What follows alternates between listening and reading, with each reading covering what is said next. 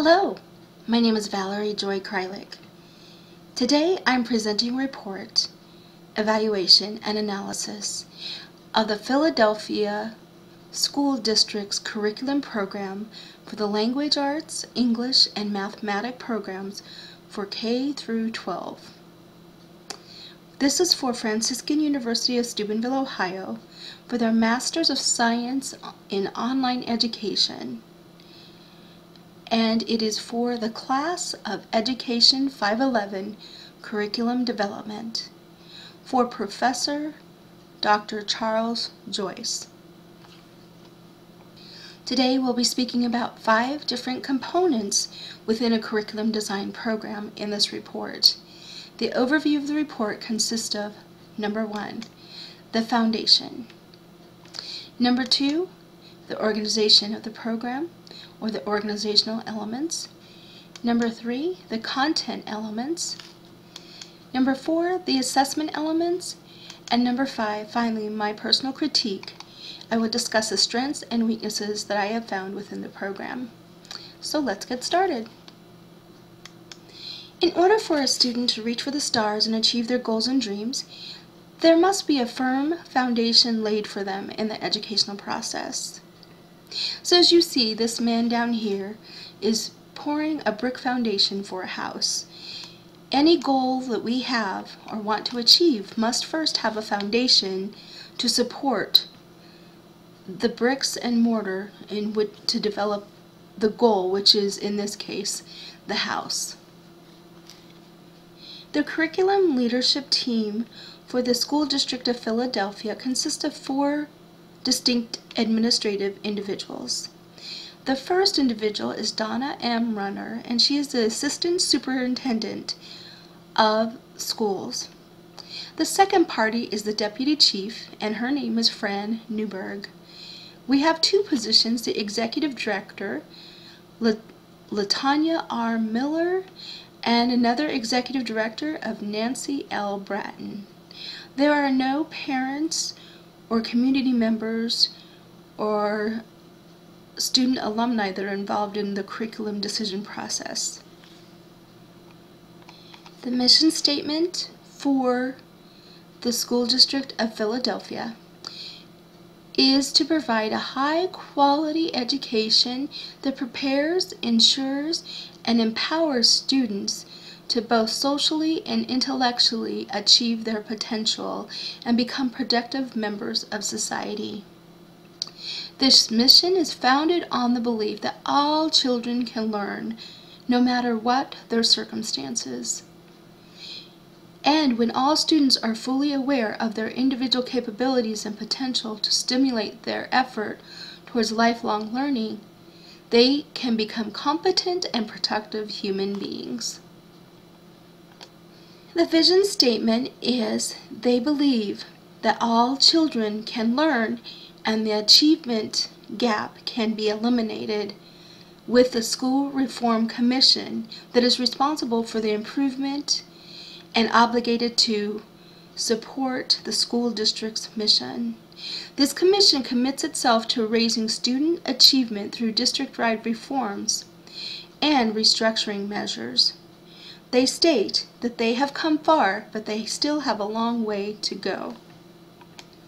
One of the elementary schools, H.A. Brown Elementary in Philadelphia, had an awesome pledge I wanted to share with you. The pledge states, "I will respect others and myself by the way I speak and behave. I will be on time and present every day unless I am ill. I will not fight or be unkind. I will act in such a way that I will be proud of myself and others will be proud of me as well. I come to school to learn and I will learn, and I will have a good day." I thought this was awesome. I don't ever remember a pledge such as that while going to school. The expectations of the student are 5 B's. Be responsible, be respectful, be peaceful, be positive leaders, and be problem solvers. The School District of Pennsylvania, 2012. Our second component is the organizational elements of the curriculum design. In this section, we'll be discussing design principles, curriculum design type, and organizational sequencing. In this slide, it is written by Donna M. Runner, the Assistant Superintendent of Schools for the School District of Philadelphia. This is a sample lesson structure. At the base of the structure, we have more concrete thought, and as you go up to the tip of the pyramid, you have more abstract thought. It is just like that in the Bloom's taxonomy pyramid, where analysis and evaluation are at the tip of the pyramid and your more concrete thoughts are at the bottom or the foundation level of the pyramid. Another awesome program that falls within these organizational elements is a program set up to assist those students who are lagging behind behaviorally and academically. This is called the RTII program, which stands for Response to Introduction and Intervention. The next slide will discuss what this is. What is RTII? It has three basic components. One, it is a data-driven model to enable early identification and strategic intervention for students at academic or behavioral risk. It's a multi-level instructional framework aimed at improving instruction for all students and a shared, collaborative decision-making process among professionals and educators. School District of Philadelphia, 2013. The goal of RTII is to improve student achievement using research-based interventions matched to the instructional level of the student. The core of this program is the premise again that all students can learn, all children can learn. In Pennsylvania, the RTII carries a dual meaning. First, it is comprehensive, multi-tiered, standards-aligned strategy to enable early identifications and interventions for students at academic or behavioral risk. The second component of RTII is an alternative to the aptitude achievement discrepancy model for identification of students. Monitoring student response to a series of increasingly intense instruction to prevent academic failure and provides data that may guide eligibility decisions for learning disabilities. School District of Pennsylvania, 2013. For the 7 steps for closed reading, this includes both English and language arts. Close reading is defined as reading that is comprehended well. First, a student must identify the key ideas in a piece of literature. He or she must start small to build confidence. Next, number 3, they target vocabulary and text structure. Number 4, they tackle tough sections head on.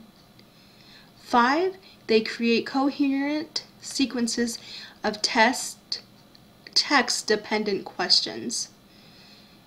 6, they identify the standards that are being addressed. And 7, they create the culminating assessment. Runner, 2012. I also wanted to show the instructional shifts for the math program, of which there are 6.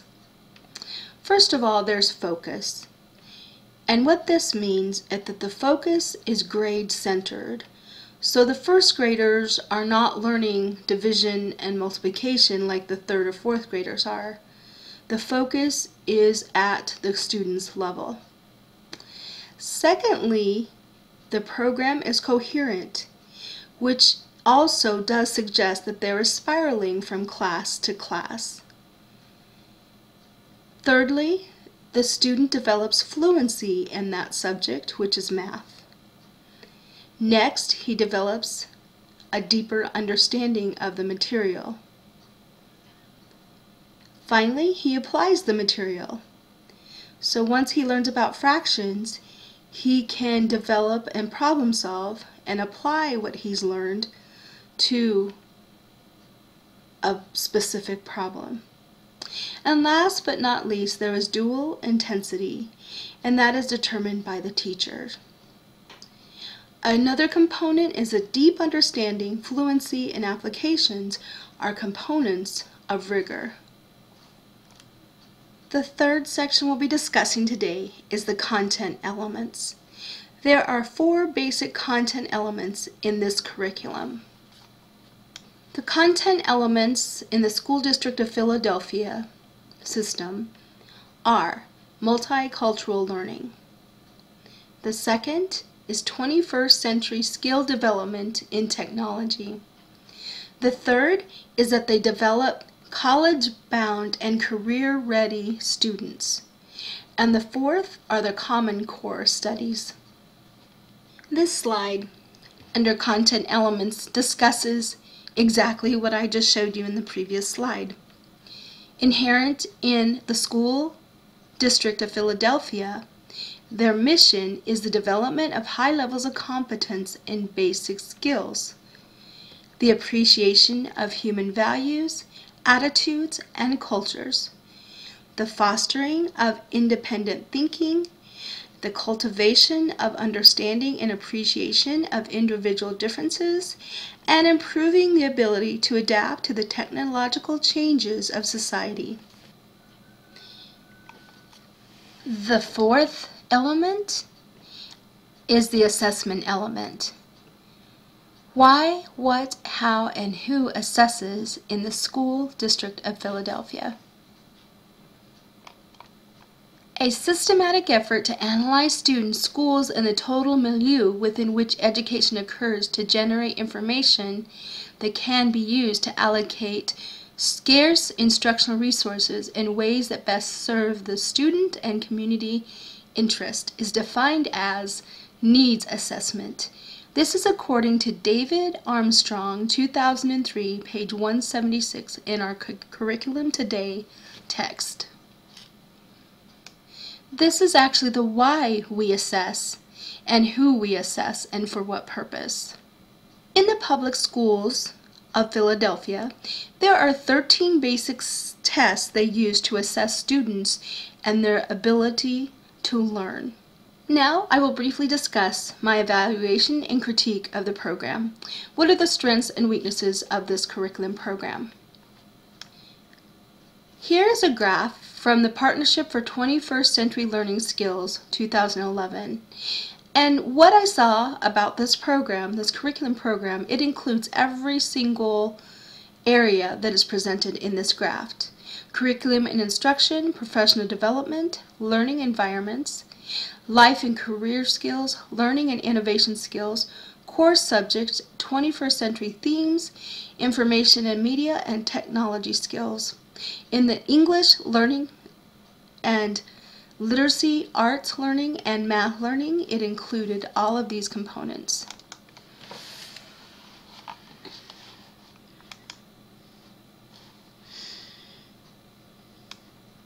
The strengths are that the program takes into consideration children that are at risk. 21st century learning plays a huge role in the program. There is excellent support and training for teachers, and the curriculum's focal point is to ensure that students will be college-bound or career-ready upon graduation. The weaknesses I found is there are no lay people or teachers on the curriculum team. The focal point is high-stakes testing, and courses are not blended or fused. They are more independent of one another. My references include David Armstrong, 2003, Curriculum Today, Partnership for 21st Century Learning Skills, 2011, School District of Philadelphia, 2013, Office of Curriculum Instruction and Assessment. Donna Runner, 2012, Building a Culture to Ensure College and Career-Ready Success, the School District of Philadelphia, Office of Curriculum Instruction and Assessment. Thank you very much for joining me today.